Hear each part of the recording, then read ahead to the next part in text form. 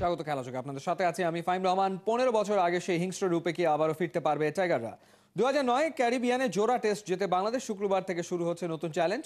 সাবেক অধিনায়ক হাবিবুল বাশার বলছেন, বাংলার পেসারদের কল্যাণে এবার দাঁতে দাঁত চেপে লড়াই করতে পারে টিম বাংলাদেশ। এন্টিগায় 2 ম্যাচ সিরিজের প্রথম টেস্ট শুক্রবার রাত 8টায়। সাইফুল রূপকের রিপোর্ট। সবশেষ টাইগাররা মন খুলে হেসেছে সেই অগাস্ট সেপ্টেম্বরে। পাকিস্তানে জোড়া টেস্ট জয়, দেশে ফিরেই মিলেছে 3 কোটি টাকা বোনাস। এরপরেই মুদ্রার অন্য পিঠ দেখা শুরু হলো। দেশে বিদেশে টানা 4 টেস্টে অসহায় আত্মসমর্পণ। নতুন চ্যালেঞ্জ, প্রতিপক্ষ ওয়েস্ট ইন্ডিজ, যেখানে গেল 10 বছরে 3টা সফরে 6 টেস্টেই পর্যুদস্ত বাংলাদেশ। এবারের প্রথম ম্যাচের ভেন্যু অ্যান্টিগাতে আবার টেস্টে বাংলাদেশের সর্বনিম্ন 43 রানে অল আউটের দুঃখস্মৃতিও আছে। সাবেক অধিনায়ক ও সাবেক নির্বাচক হাবিবুল বাশার তবুও বাঘেদের নিয়ে আত্মবিশ্বাসী। ওই কন্ডিশন অনেক খেলেছেন, আপনি ক্যাপ্টেন্সি করেছেন, টেস্ট সেঞ্চুরি আছে। অ্যান্টিগাতে আসলে কোন স্ট্র্যাটেজিতে বাংলাদেশে খেলা উচিত টেস্ট?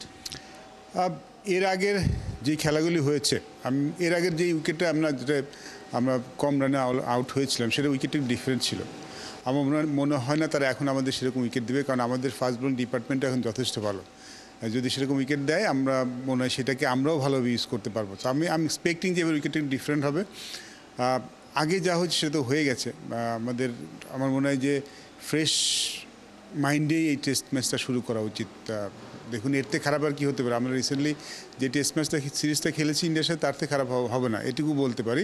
এবং আমার মনে হয় যে ওয়েস্ট ইন্ডিজ এমন কোনো দলও নয় যে এটাকে খুব খুব কঠিন একটা দলও কিন্তু ওয়েস্ট ইন্ডিজ নয়। আমার মনে হয় আমরা এখন যে খুব সমমানের দলই বলবো আমি ওয়েস্ট ইন্ডিজ বাংলাদেশ। তো আমি বরং দেখছি এই টেস্ট সিরিজে বাংলাদেশের সমান সুযোগ থাকবে যদি আমরা আমাদের বেস্ট ক্রিকেটটা খেলতে পারি। তাসকিন, শরীফুল, হাসান মাহমুদ ও নাহিদ রানা, বাংলার পেসাররাও আগ্রাসী, দেখাতে পারে গতি, সুইং, বাউন্সের খেলা। যদিও এই সিরিজে সেরা 11টাই পাচ্ছে না টিম ম্যানেজমেন্ট। মুমিনুল, লিটনরা কি পারবে চাপ সামলে দলকে আপার হ্যান্ডে রাখতে? হ্যাঁ, আমরা আমাদের গুরুত্বপূর্ণ কিছু খেলোয়াড়কে হারিয়েছি, যেটা কতটা সেটব্যাক আসে? এটা অনেক বড় সেটব্যাক। মুশফিক রহিম এবং নাজমুল হোসেন শান্ত দুজনই আমাদের খুব ইম্পর্টেন্ট প্লেয়ার ব্যাটিংটা যেখানে আমরা স্ট্রাগল করছি, আমাদের মূল সমস্যা তো ব্যাটিং নেই, টপ অর্ডার ব্যাটিং নেই, সেখানে আমাদের গুরুত্বপূর্ণ দুজন খেলোয়াড় খেলছে না, যেটা আমাদের অনেক বড় setback. But it's a opportunity for others also, যারা তাদের জায়গায় খেলছেন তাদের একটা সুযোগ, সেটাকে ভালোভাবে ব্যবহার করা। এবং সেটা যদি করতে পারি, ব্যাটিংটা ইম্পর্টেন্ট হবে এই টেস্ট ম্যাচটাতে। প্রথম টেস্ট ম্যাচে ব্যাটিংটা ইম্পর্টেন্ট হবে। যদি আমরা ব্যাটিং ভালো করতে পারি, আমাদের বোলিং সাইডটা কিন্তু ভালো।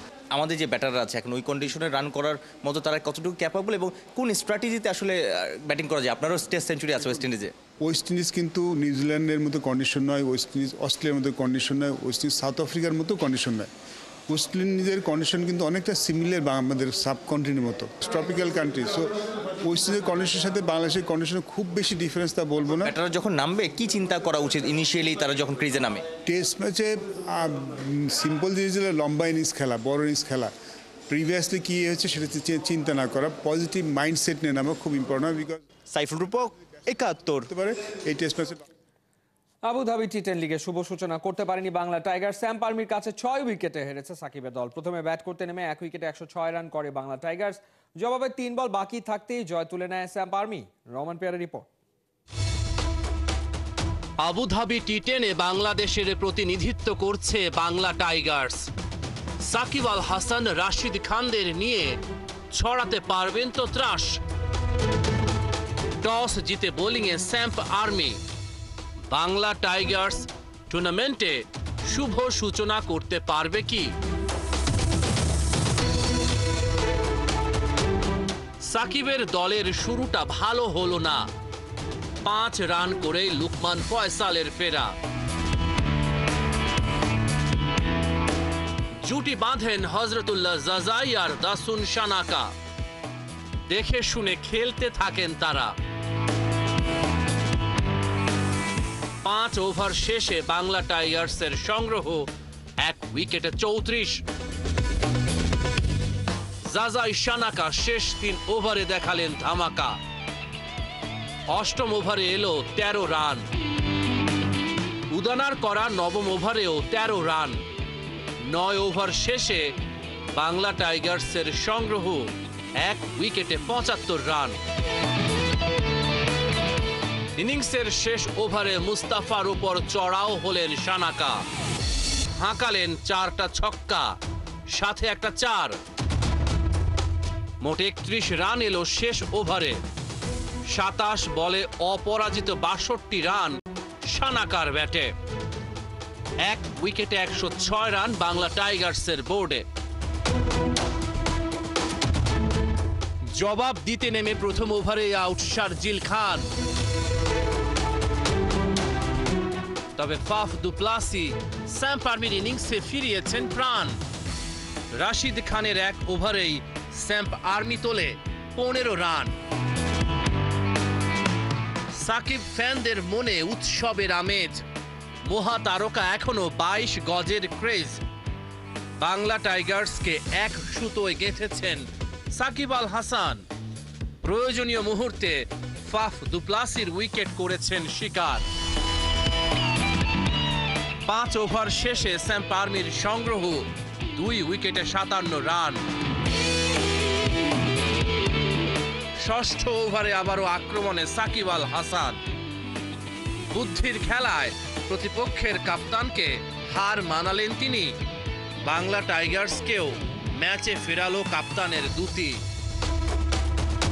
2 ওভারে 15 রান খরচায় 2 উইকেট শিকার করেন সাকিব। পরের ওভারে সাকিব বল তুলে দিলেন রাশিদ খানের হাতে। এবার বাংলার অলরাউন্ডার কেরামতি দেখালেন ক্ষিপ্র গতির ফিল্ডিংয়ে। স্যাম পারমি 65 রানে চতুর্থ উইকেট হারিয়েছে। শেষ ওভারে স্যাম পারমির দরকার 12 রান। ডেভিড পেইনের প্রথম বলেই ছক্কা হাঁকালেন জ্যাক টেইলর। তৃতীয় বলেই জয় নিশ্চিত করেন তিনি। বাংলা টাইগার্সকে 6 উইকেটে হারিয়ে দিল স্যাম পারমি। রহমান পেয়ার, 71।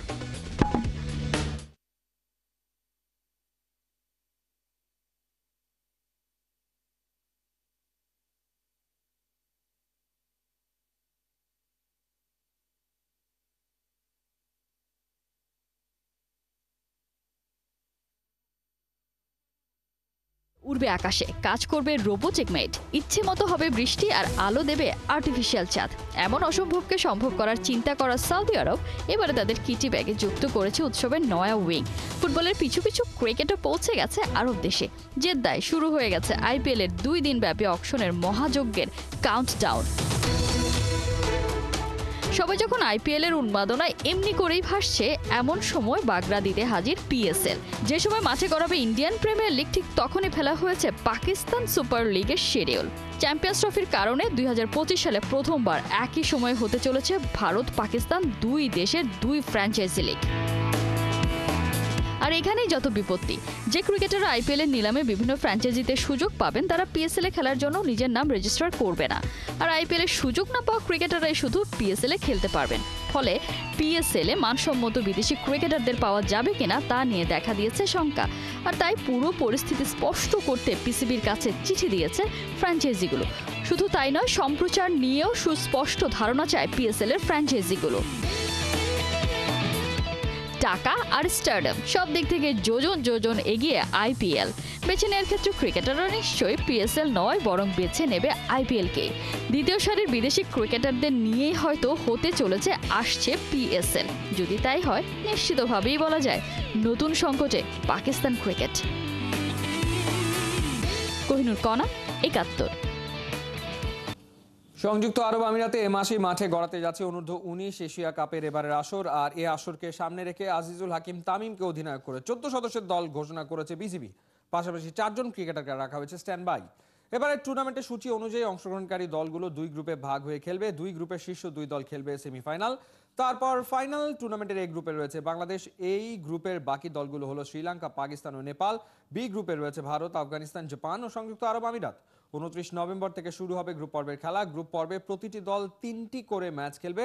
বাংলাদেশের প্রথম ম্যাচ আসরের উদ্বোধনী দিনেই প্রতিপক্ষ আফগানিস্তান। এরপর নেপালের বিপক্ষে 1 ডিসেম্বর ও 3 ডিসেম্বর শ্রীলঙ্কার বিপক্ষে খেলবে। গেল বছর 2023 অনূর্ধ্ব-19 বিশ্বকাপের ফাইনালে সংযুক্ত আরব আমিরাতকে হারিয়ে শিরোপা জিতেছিল বাংলাদেশের যুবারা।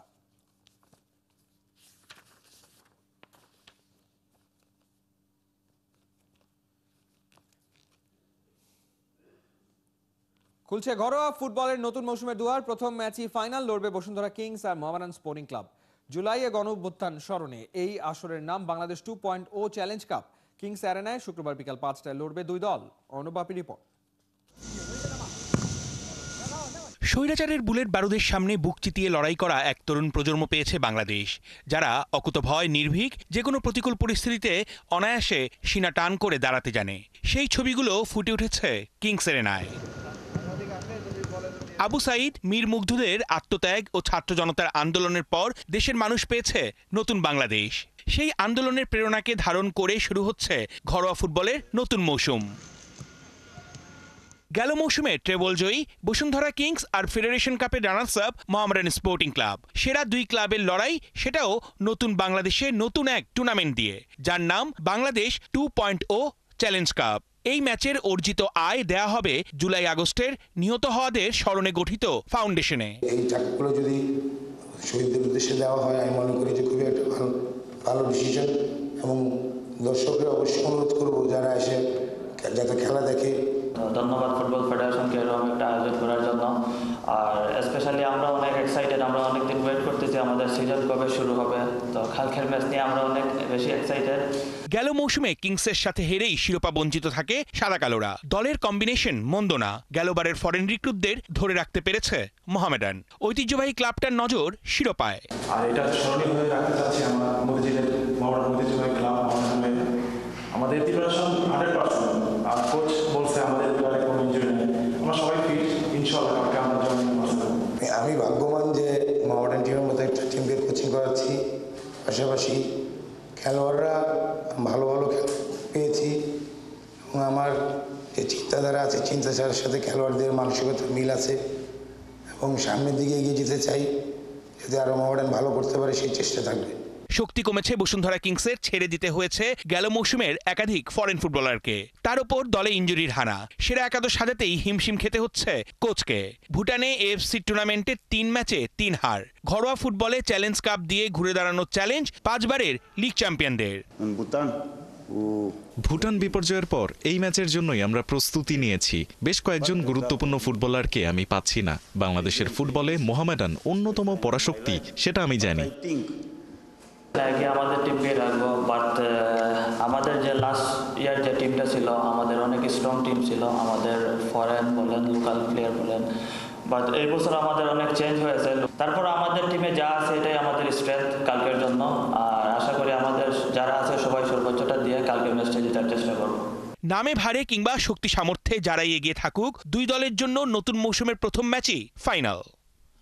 অর্ণব বাপি, ৭১। ইচ্ছে ছিল দেশিরা গোলকিপার হবেন, দুধের স্বাদ ঘোলে মেটালেন, বানালেন জিকোদের, হলেন দেশিরা গোলরক্ষকদের কোচ।